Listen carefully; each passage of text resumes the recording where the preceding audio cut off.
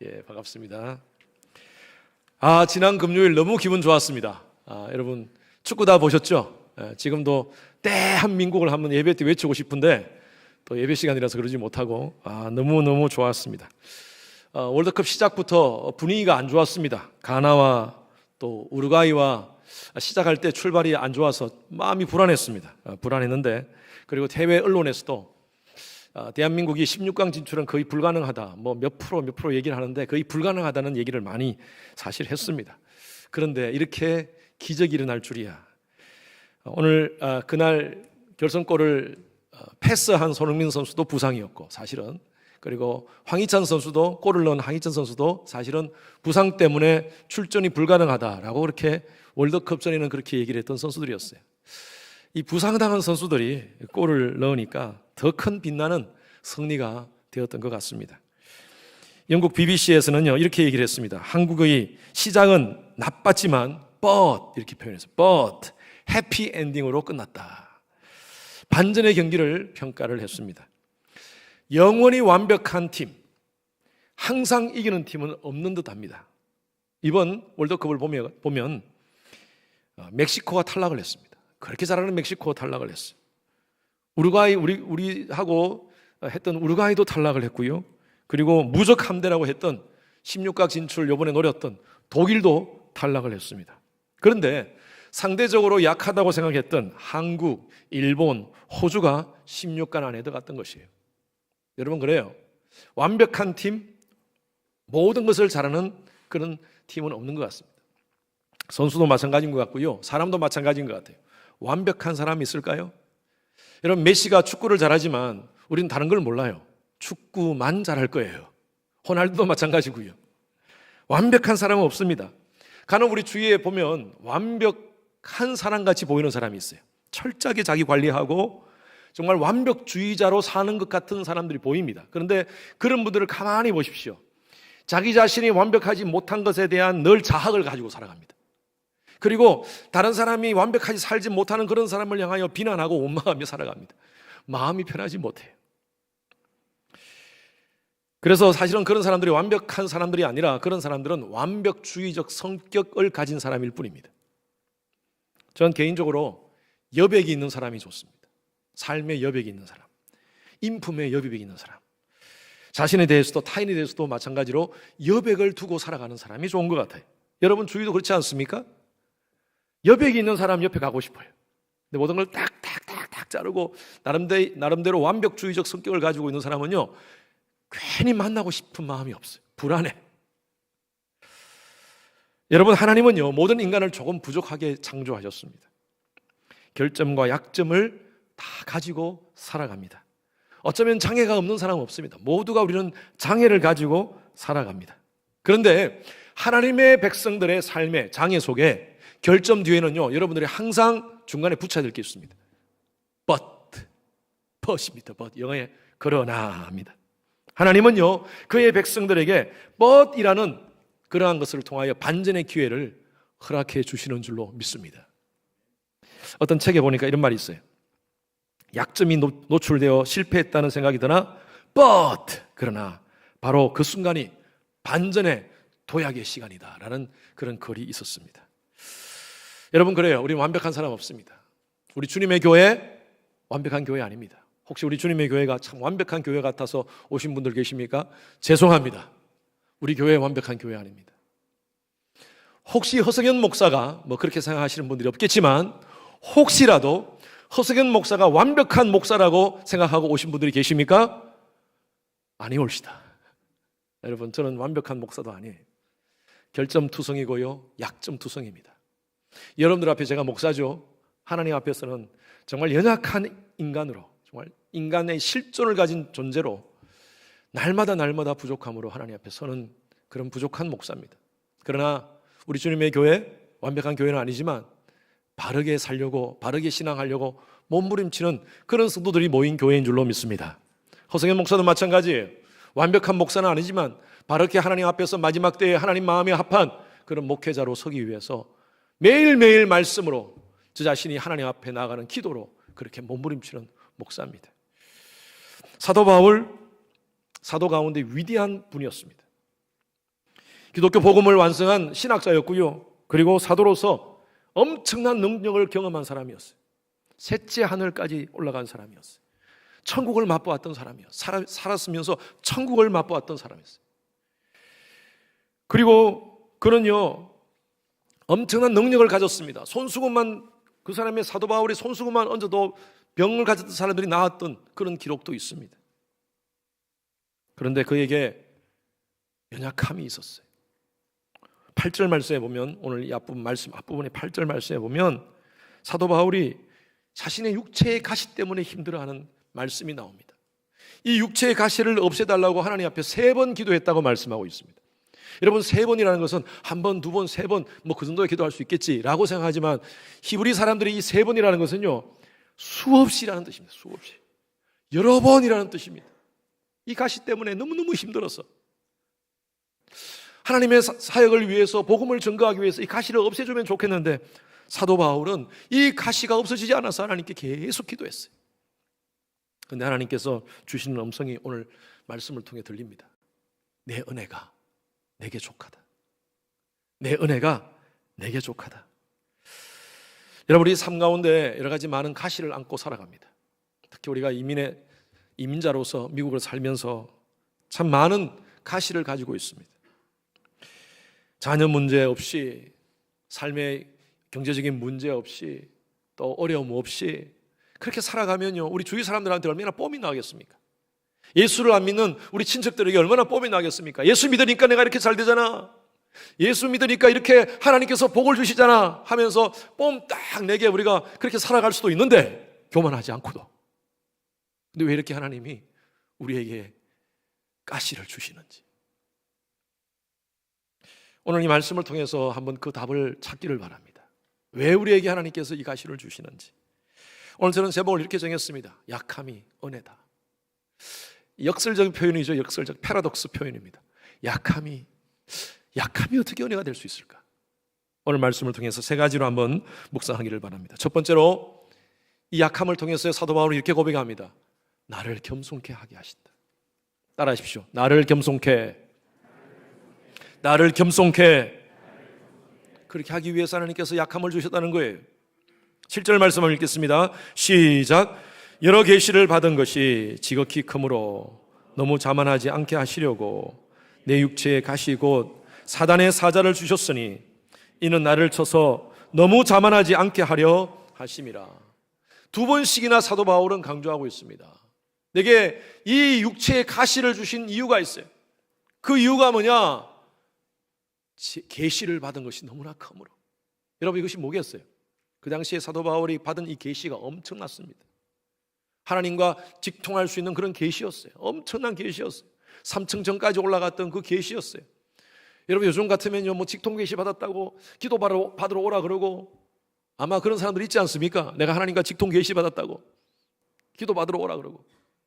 아니면 보통 뭐 신 받았다 그러면 자리 깔지 않습니까? 돗자리 깔지 않습니까? 아니면 뭐 교주쯤 될 거예요. 교주. 예? 종교 하나 만들어가지고 교주라 하면서 그렇게 내가 신과 직통 계시를 한다면서 아마 그렇게 했을 거예요. 그런데 사도 바울은요, 그런 엄청난 계시를 받았기 때문에 하나님께서 오히려 나로 하여금 겸손케 하기 위해서, 자만하지 않기 위해서 나에게 가시를 줬다라고 얘기합니다. 이 사도 바울이요, 자신의 가시를 해석하는 그런 방법입니다. 여러분, 인간은요, 태생적으로 교만합니다. 조금만 잘 되면 얼마나 자기를 드러내는지 몰라요. 사단이 하와를 유혹할 때 어떻게 유혹했습니까? 네가 만약에 이 선악과를 따먹으면 네 눈이 밝아져 어떻게 된다고요? 하나님같이 될 것이다. 인간이 하나님같이 되겠다고요? 그런데 인간의 마음 가운데 이 욕망이 다 있어요. 신과 같이 되고 싶은 마음. 그래서 바벨탑도 그렇게 쌓지 않습니까? 하늘까지 닿겠다. 하나님이 그 인간의 교만함을 무너뜨리잖아요. 이 죄가 들어오니까 인간은 하나님을 향하여 교만한 마음을 갖고 있습니다. 아담과 하와의 후손들인 저와 여러분들, 모든 인간들은 마찬가지, 이 본성이 있어요. 조금만 잘 되면요. 신앙생활 하면서도 마찬가지예요. 조금만 내가 가지고, 조금만 누리고, 조금만 배우고 하면요, 은근히 내 속에 이 자만한 마음이 막 들어옵니다. 교만한 마음이 들어옵니다. 그러면서 나오는 것이 뭔지 아세요? 자기 자랑이에요. 자기 자랑. 얼마나 내가 가진 것, 누리는 것, 먹는 것, 다니는 것 자랑하는지 몰라요. 여전히 여러분들이 SNS 하지 말라고 하고 싶은 마음 없습니다. SNS 하십시오. 그러나 절제하십시오. 절제하십시오. 조심하십시오. 왜냐하면요, 자기 자랑이 드러날 수가 있어요. 자기 자랑. 내가 먹는 것, 내가 누리는 것, 내가 입는 것, 내가 들고 다니는 것, 여러분이 은근히 자랑할 수가 있어요. 그러면요, 상대적 박탈감을 갖는 사람들이 있습니다. 우리 그리스도인들은 어떻게 살아야 돼요? 주위를 돌아오면서 나보다 힘든 사람을 돌아보면서 살아야 돼요. 그게 그리스도인들이에요. 그래서 여러분, 제가 자랑하는 방법을 가르쳐 드리겠습니다. SNS를 통하여서. 자녀가 잘 됩니까? 하나님의 은혜로 잘 된다고 자랑하십시오. 하나님께서 은혜를 주셔서 아이들이 말씀을 통하여 변화받고 하니까 이렇게 공부도 잘하고 좋은 대학도 가고 이렇게 자랑하십시오. 하나님 말씀대로 사니까 하나님께서 이렇게 은혜를 주시더라고. 여러분, 하나님 자랑하시기 바랍니다. 오늘 우리 윤정인 자매님 나오셔서 하나님 자랑했지 않습니까? 이 간증이 하나님 자랑이에요. 하나님 자랑. 나는 부족하지만 내 삶을 통해서 하나님이 이렇게 역사하셨습니다.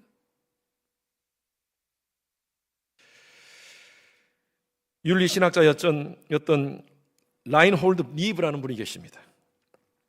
이분 책을 많이 썼는데, 이분 책에 인간이 가지고 있는 대표적인 4가지 교만에 대해서 얘기를 하고 있습니다. 첫 번째는 권력적 교만입니다. 권력적 교만. 인간이 권력을 가지면요, 교만해져요. 군대 갔다 오신 분들 다들 아시죠? 우리 남자분들 군대 갔다 오신 분들. 야, 그 짝대기 하나 더 있다고 얼마나 학대하고, 지금 생각하니까요, 그 뭐 짝대기 하나 아무것도 아닌데 짝대기 하나였다가 2개 딱 붙으면요, 어깨에 힘이 팍 들어갑니다. 이등병이었다가 1병 딱 되면 어깨에 힘이 딱 들어. 그럼 이등병 딱 줄 세워놓고 앉아 일어나 엎드려 받쳐.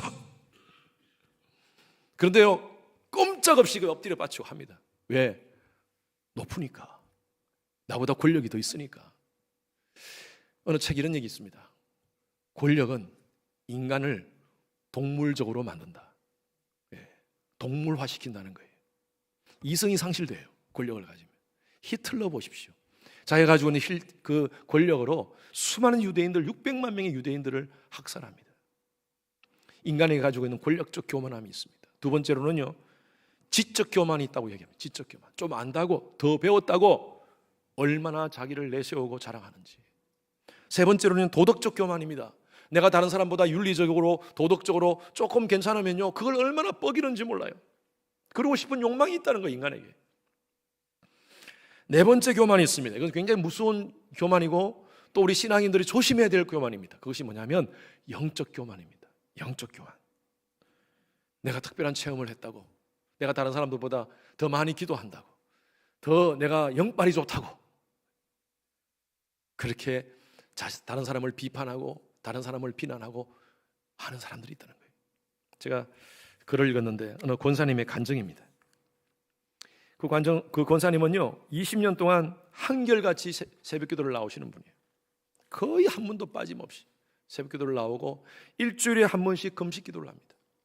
한 끼, 2끼씩, 어떨 때는 3끼, 하루를 금식 기도합니다. 하나님과 작정하고 그렇게 금식 기도를 하는 권사님의 간증이에요. 오늘 아침 일어났는데 너무 몸이 아픈 거예요. 피곤한 거예요. 새벽 기도를 도저히 못 가겠어. 그런데 어떤 정체가 권사님을 깨우는 겁니다. 흔들어 깨우는 거예요.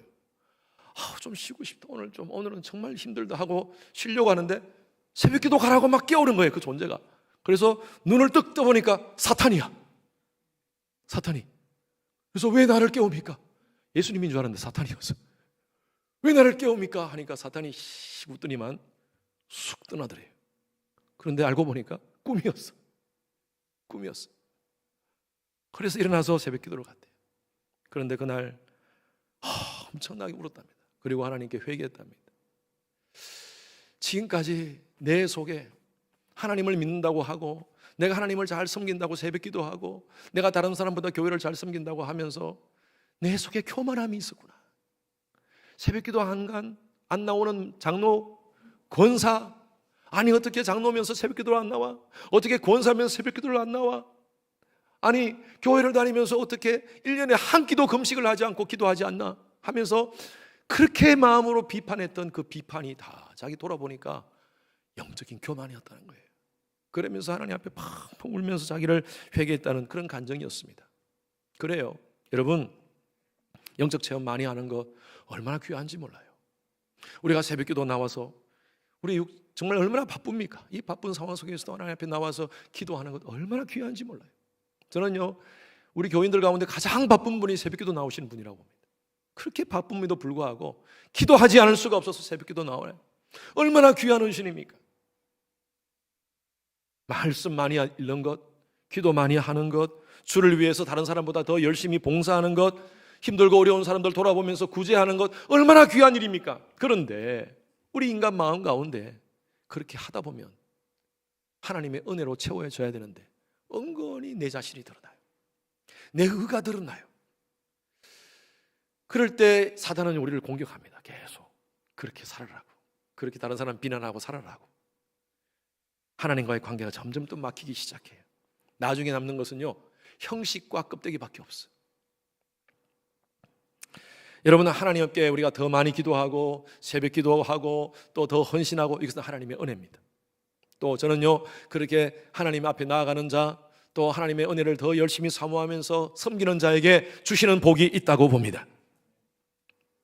그런데 이 모든 것은 하나님 내 의가 드러났으면 되지 않아요. 하나님께 감사함으로 나아가야 된다는 것이죠. 우리는요, 나의 강함보다 나의 약함 속에 하나님의 은혜를 더 경험하게 됩니다. 다윗 왕 보십시오. 다윗 왕이 완벽한 사람이 아니었어요. 실수투성이었어요. 그러나 그 실수를 통해서 하나님께 더 가까이 나아갑니다. 우슬초로 나를 정결케 하시고 정결한 마음을 내게 주시옵소서. 주의 성령이 나를 떠나지 마옵소서. 하나님의 은혜를 갈망하며 하나님 앞에 영적으로 갈망함을 가지고 나아가는 그런 사람이 되었어요. 나아만 장군 보십시오. 나아만 장군. 그러니 하나님을 몰랐던 사람이었습니다. 그런데 그 사람의 가시, 문둥병이라는 그 가시 때문에 하나님을 만나게 되었어요. 어쩌면 이 나아만 장군에게 문둥병은요, 하나님께 나아가는 도구가 되었어요. 사도 바울도 마찬가지입니다. 자신의 가시가 하나님께 나아가는 도구가 되었다는 거예요. 여러분, 우리 삶 가운데서 마찬가지입니다. 여러 가지 많은 우리의 한계를 인정하게 하는 가시들이 참 많습니다. 내 힘으로 아무리 노력해도 이 내가 처한 환경이 변화가 없어. 관계의 가시, 육신의 질병의 가시, 자녀 문제의 가시, 또 우리가 이민의 삶을 살면서 신분 문제의 가시, 이런 가시들이 자꾸 나를 매일매일 나를 찌르고 있어. 여러분, 오늘 이 말씀을 통해서 우리가 깨달을 것은요, 하나님께서 주시는 이 가시를 두시는 목적이 있다는 거예요. 하나님께 더 겸손하게 하기 위해서. 그리고 나의 고집, 불순종, 불신앙, 성결지 못한, 하나님 앞에 바르게 살지 못하는 잘못된 습관, 그거 정리하고 십자가 앞에 나오도록 하기 위한 하나님의 섭리와 하나님의 계획인 줄로 믿습니다. 그래서 이 사도 바울 같이 우리의 가시를 그렇게 해석합시다. 하나님께 나가게 하는, 더 겸손하게 하나님을 붙잡게 하는 그런 도구다. 나의 가시는 도구다 라는 그런 마음으로 하나님께 나아가는 여러분 되시길 주님의 이름으로 축원합니다. 두 번째로, 하나님께서 우리에게 가시를 주시는 이유가 있어요. 우리의 약함을 두게 하시는 이유가 있습니다. 그게 뭐냐? 예수만 의지케 하기 위해서. 첫 번째 뭐였죠? 나를 겸손케 하기 위해서. 두 번째는 예수만 의지케 하기 위해서. 9절 앞부분 같이 읽습니다. 시작. 나에게 이르시기를 내 은혜가 내게 족하도다. 이는 내 능력이 약한 데서 온전하여 짐이라 하신지라. 사도 바울은요, 하나님의 은혜가 자기의 약함 가운데 머물러 있다라고 얘기하고 있습니다. 여러분, 그렇습니다. 큰 소리 치고 난 잘났다고 얘기하는 사람들은요, 하나님 붙잡지 않습니다. 모세의 삶을 보십시오. 모세의 삶은 40, 40, 40으로 나눌 수 있습니다. 모세의 첫 번째 40년은요, 왕궁에서의 삶을 살았어요. I'm something. 예? 나는 something이다. 왜? 왕자로 살았으니까요. 모든 사람이 자기를 인정하고 추앙하고 왕자로 살았기 때문에 자기는 something이라고 생각했어요. 그때는 모세의 something 가운데서는 하나님의 역사가 없었어요. 그런데 하나님이 모세를 밀어내서 광야로 밀어내버립니다. 모압 광야에서 40년을 보냅니다. 목자로 정말 바닥 생활을 합니다. 그때 모세가 깨달았던 것은 바로 I'm nothing. I'm nothing. 아무것도 없구나. 하나님이 40년이 지난 후에 모세를 호렙산에서 부르십니다. 가시떨기, 불 붙는 그 가시떨기 나무 앞에서 모세를 부르시면서 내 신을 벗어라.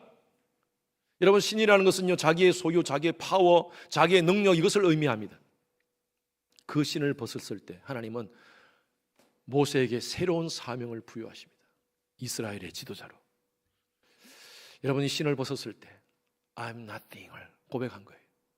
나는 말도 못합니다. 나는 능력이 없습니다. 하나님께서 뭐라고 말씀하셨어요? 모세에게 내가 너와 함께 하겠다. 내가 너와 함께 하겠다. 내가 너와 함께 하겠다. 모세는요, 그 음성을 듣고 이스라엘의 지도자로 나머지 40년을 everything in God으로 보냅니다. everything with God으로 보냅니다. 하나님과 함께 모든 것을 하는 거예요. 여러분, 그래요. 우리가 나는 아무 문제 없어, 나는 괜찮아 라고 큰소리 치면요, I'm something이라고 얘기하면요, 하나님이 역사하지 않습니다. 그러나 I'm nothing. 하나님, 나의 공간이 있습니다. 이 약함의 공간이 있습니다. 하나님의 은혜가 필요합니다. 나는 하나님밖에 의지할 수 없습니다 라고 할 때, 그때 하나님의 능력이 임한다는 것이에요. 그러한 능력을 체험하시는 여러분 되시길 주님 이름으로 축원합니다. 신명기 8장 3절 말씀 보십시오. 다 같이 읽습니다. 크게 읽습니다. 시작. 너를 낮추시며 너를 줄이게 하시며 또 너도 알지 못하며 내 조상들도 알지 못하던 만나를 내게 먹이신 것은 사람이 떡으로만 사는 것이 아니요 여호와 입에서 나오는 모든 말씀으로 사는 줄을 나가 알게 하려 하심이로다. 이스라엘 백성들을 40년 동안 어떻게 하셨어요? 하나님이 어떻게 하셨어요? 답 다 있는데 앞에 어떻게 하셨어요? 낮추시고 줄이게 하셨어요. 그 목적이 뭡니까? 그 목적이 뒤에 나와 있어요. 사람이 떡으로만 사는 것이 아니요 여호와 입에서 나오는 모든 말씀으로 사는 줄을 알게 하기 위해서 하나님이 낮추시고 줄이시게 하셨다는 거예요. 왜 하나님께서 우리에게 가시를 주십니까? 왜 아픔을 주십니까? 하나님의 뜻은요, 하나님의 백성들이 잘 먹고 잘 사는 것, 이 땅 가운데 잘 먹고 잘 사는 것, 그게 하나님의 계획이 아니에요. 물론 하나님은 우리가 잘 먹고 잘 사는 것도 원하십니다.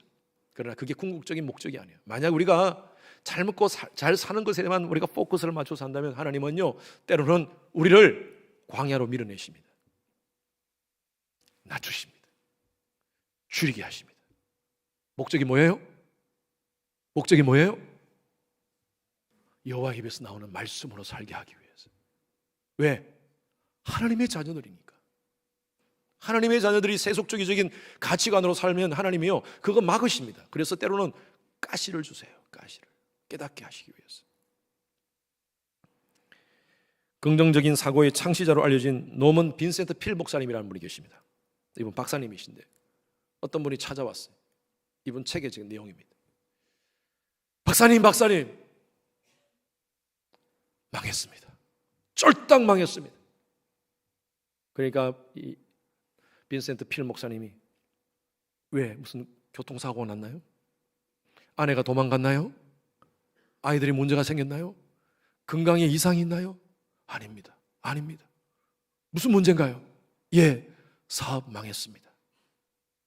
그러면 사업만 망했네, 돈만 잃어버렸네, 뭐가 문제예요?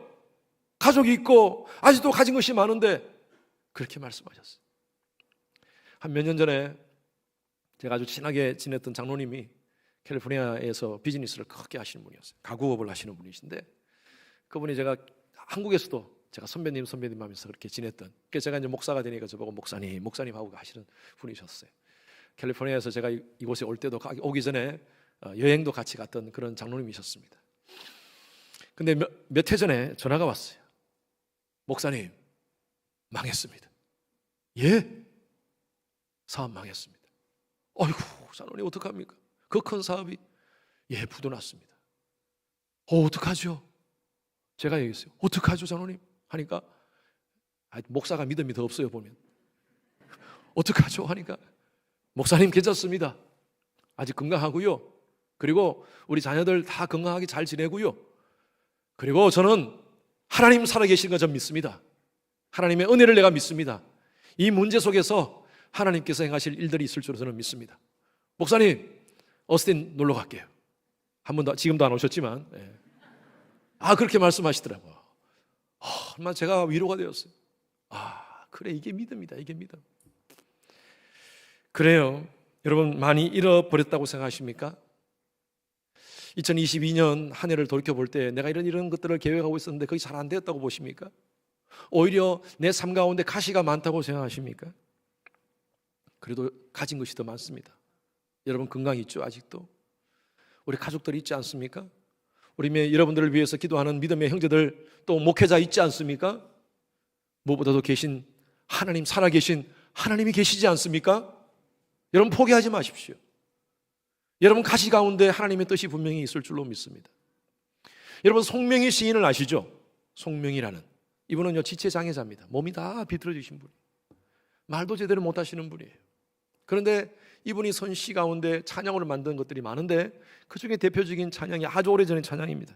나 가진 재물 없으나, 나 가진 지식 없으나, 나 남에게 있는 건강 있지 않으나, 나 남이 없는 것 있으니, 나 남이 못 본 것을 보았고, 나 남이 듣지 못한 음성 들었고, 나 남이 받지 못한 사랑 받았고, 나 남이 모르는 것 깨달았네. 아시는 분 같이. 공평하신 하나님이 난 남이 가진 건 난 없지만, 공평하신 하나님이 난 남이 없는 것 갖게 하셨네. 아멘. 그래요. 여러분, 다 없더라도 하나님 우리와 함께 하십니다. 하나님 의지합시다. 이 환경 속에서 하나님은요, 우리가 우리 힘으로 살아갈 수 없음을 고백하게 하시고 하나님 의지하기를 원하십니다. 여러분, 가장 중요한 것은요, 문제 가운데 문제를 끌어안고 하나님께 나와야지, 문제만 묵상하고 문제만 끌어안고 자기 탓하고 남 탓하고 원망 불평하고 살면 그건 하나님의 자녀의 모습이 아니에요. 문제 속에서 문제의 뒤에 계시는, 이 문제를 컨트롤하시는 그 하나님을 바라보고 하나님께 나아가는 여러분 되시길 주님의 이름으로 축원합니다. 이 고난은 캄캄한 동굴이 아니라 우리가 믿음으로 하나님 붙잡고 하나님 의지하고 나아가면요, 터널이 될 줄로 믿습니다. 달려가면 빛이 나와요. 포기하지 맙시다. 인생이 무조건 잘 되면 얼마나 좋겠습니까? 모든 것이 잘 되면 얼마나 좋겠습니까? 저도 지난 17년 동안 하나님께서 은혜를 주셔서 참 많은 좋은 성도님들을 만났어요. 목회자를 격려해 주시고 위로해 주시고 사랑해 주시고 또 믿어 주시고 하는 귀한 성도님들이 있었어요. 그런데 그런 사람들만, 그런 분들만 만난 게 아니에요. 정말 가시 같은 분들도 만났어요. 얼마나 찌르는지, 상식과 이 모든 것들이 이해가 안 되는 그런 분들이 계셨어요. 하나님께 기도했습니다. 하나님, 왜 이런 분들을 하나님 붙여주셨어요? 왜 이런 분들을 보내주셨어요? 그렇게 답답해서 하나님께 원망할 때가 있었습니다. 그런데요, 제가 목회를 쭉 하면서 돌이켜보면 하나님이 나를 훈련시킨 거구나. 그러면서 제가 고백하는 게 있습니다. 고난당함이 내게 유익이다. 내가 가지고 있는 신학적인 지식으로, 내가 가지고 있는 은사로, 내가 가지고 있는 여러 가지 재능으로 목회할 수 있다고 생각했었어요, 초기에. 제 힘으로 하다 보니까요, 하나님이 그래, 네 힘으로 해봐라 하면서 하나님이 때로는 그 가시를 주신 것 같아요. 그런 환경과 사람들을 붙여주신 것 같아요. 그게 없었으면요, 저는 굉장히 교만했을 거예요. 아니, 목회를 잘 못했을 거예요. 그런데 제가 그것을 통해서 깨달은 것은 목회는 내 힘으로 하는 것이 아니라 하나님의 은혜로 하는 것이다. 내 힘으로 하는 것이 아니라 성령이 주시는 힘으로 하는 것이다. 제가 이걸 깨달았어요. 얼마나 감사한지 몰라요. 내게 가시 주심도 은혜예요. 여러분, 왜? 하나님 의지하게 하기 위해서. 여러분들이 가시 주신 것도 은혜인 줄로 믿습니다. 하나님 더 의지하게 하기 위해서. 첫 번째 뭐였죠? 나를 겸손케 하기 위해서. 두 번째 뭐였죠? 예수만 의지케 하기 위해서. 세 번째로는요, 예수로 행복하게 하기 위해서입니다. 자, 9절 10절 말씀 읽습니다. 시작. 그러므로 도리어 크게 기뻐함으로 나의 여러 연약한 것들에 대하여 자랑하리니 이는 그리스도의 능력이 내게 머물게 하려 함이라. 그러므로 내가 그리스도를 위하여 약한 것들과 능력과 궁핍과 박해와 곤고를 기뻐하노니 이는 내가 약한 그때에 강함이라. 참 이 말씀이 이해가 잘 안 돼요. 그죠? 처음에 언뜻 보면 이해가 안 됩니다. 어떻게 이렇게 약함, 자신의 결점, 자신의 약점을 오히려 하나님께 기뻐합니까? 어떻게 기뻐할 수 있습니까? 이거 아이러니 아닙니까? 그런데 바로 이 약함 때문에 그리스도의 능력이 내게 머문다는 거예요. 그러면서 뭐라고 표현합니까? 앞부분에 접속사가 뭐로 돼 있어요? 그러므로라고 돼 있잖아요. 이 앞에 있는 약함, 자기의 약함에 대해서 얘기하면서 그러므로 해서 이 그러므로는요, 앞에 모든 약함에 대해서 설명하는 거예요. 영어 성경, 여기 성경에는 therefore라고 돼 있지만 다른 영어 성경에는요, that is why라고 돼 있어요. that is why. 바로 이 이유 때문에, 바로 이것 때문에 어떻게 한다고요? 기뻐한다는 거예요. 어떻게 그럴 수가 있습니까? 그러면서 오히려 또 그러므로 나오잖아요. 그러므로 뒤에 내가 그리스도를 위하여 약한 것들과 능력과 궁핍과 박해와 곤고를 기뻐한다 그랬어요. 그 이유가 뭐냐? 바로 이 약함 때문에 그리스도의 능력이 내게 머물기 때문이라는 거예요. 여러분, 이 말씀이 무슨 말씀이냐?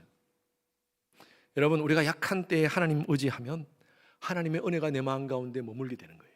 그러면 환경과 상관없이 내 마음 가운데 평강이 넘친다는 거예요. 내 마음 가운데 하나님의 통치가 임한다는 거예요. 환경을 원망하고 불평하면요, 하나님의 통치가 임하지 않아요. 그런데 힘들고 어려운 때 더 하나님을 의지함으로 말미암아 환경 때문이 아니라 나와 함께 하시는 하나님 때문에 내가 행복을 누린다는 거예요. 마태복음 5장 3절 말씀 한번 보십시오. 다 같이 시작. 심령이 가난한 자는 복이 있나니 천국이 그들의 것이며. 천국 정말 행복의 극치 아닙니까? 이 행복은 어떻게 누리느냐? 심령이 가난한 자이겠다는 거예요.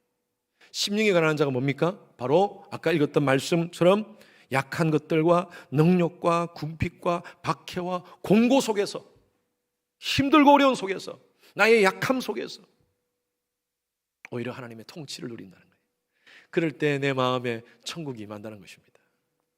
하나님의 통치가 임한다는 거예요. 제가 우리 새가족들 멤버십 할 때 제가 말씀을 드린 게 있지 않습니까? 하나님의 나라, 이 천국이라는 말을 마태복음에서는 Kingdom of Heaven이라고 표현되어 있습니다.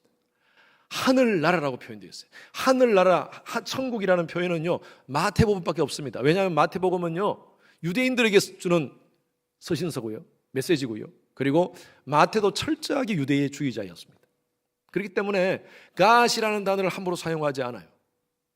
그런데 마가, 누가, 요한은 Kingdom of God이라고 표현합니다. God, 하나님의 나라라고 표현합니다. 그러나 Kingdom of God이나 Kingdom of Heaven은 같은 의미예요. 하나님의 나라입니다. 하나님의 나라. 그런데 이것을 헬라어로 보면 바실레이아 투 테오라는 단어입니다. 테오라는 것이 God이라고요. 바실레이아라는 것을 우리가 번역한 킹덤, 나라국, 왕국 이렇게 표현했는데, 사실은 이 바실레이아가 어떤 의미냐 하면 하나님의 통치를 의미해요. 통치.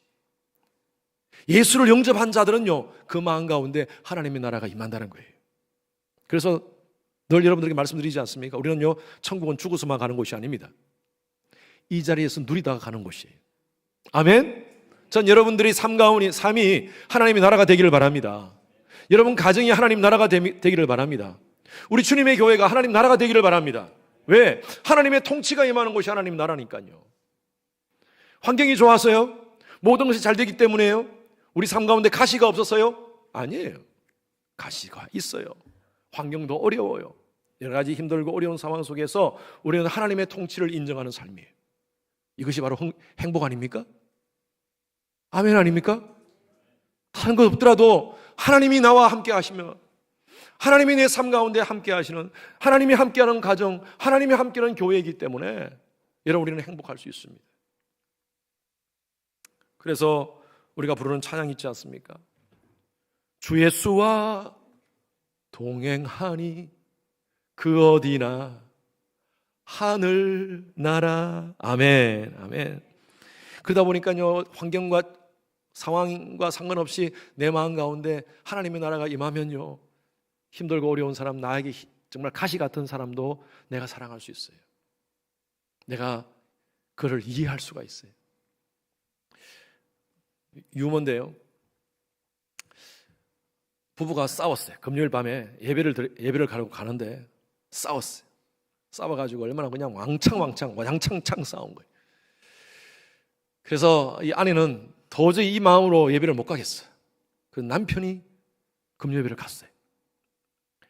그래서 아내는 그냥 안 좋게 있고 있는데 남편이 돌아오더니만 표정이 좀 달라졌어, 이상하게. 그리고 그 다음 아침에 눈을 떠서 일어났는데, 여보 된장국 끓여놨어 하면서 남편이 또 예년과 다르게 된장국 끓이고 또 아침에 커피까지 딱 타주면서 그러는 거예요. 와, 남편이 어제 금요 예배를 가더니만 변했구나. 목사님께서 엄청난 메시지를 주셨구나. 아내를 사랑하는 메시지를 주셨구나 하는 그런 마음으로 주일날 와서 목사님한테 물어봤어요. 목사님, 남편이 변했어요. 목사님, 혹시 금요 예배 때 아내를 사랑하라 그런 메시지를 주셨습니까? 하니까 목사님, 아닌데요, 원수를 사랑하라고 했는데요. 뭐 이렇든 저렇든 사랑하는 거 좋지 않습니까? 원수라도 사랑해야 되잖아요. 그래요, 여러분, 그렇습니다. 강한 성격 부러집니다. 좀 유술한 것이 좋은 것 같아요. 틀리는 있지만 틀설은 없습니다. 그죠? 예. 여러분, 강한 이가 오래 갈까요? 아니면 부드러운 혀가 오래 갈까요? 예. 이빨 빠진 분을 봤지만 혀 빠진 분은 못 봤어요. 그렇잖아요. 그래서 털리는 있지만 털설은 없어요. 부드러운 게 오래 갑니다. 부드러운 게. 그래서 좀 유하게, 예수 믿는 사람들은요, 좀 마음을 넓게. 왜? 이미 내 마음 가운데 하나님의 통치가 임하는데 뭐 이것 때문에 저것 때문에 사람과의 관계 속에서 정말 작은 문제 때문에 내가 싫어하고 미워하고 다시는 안 본다 그러고 그렇게 살 필요 없습니다. 그냥 넓은 마음으로 우리가 살았으면 좋겠어요. 어떤 분이 그래요. 목사님, 제가 지난주에 만났는데 그분이, 목사님, 예수를 믿고 나니까 내 성격이 변했어요. 그리고 성격이 변하니까요, 머리카락도 변했어요.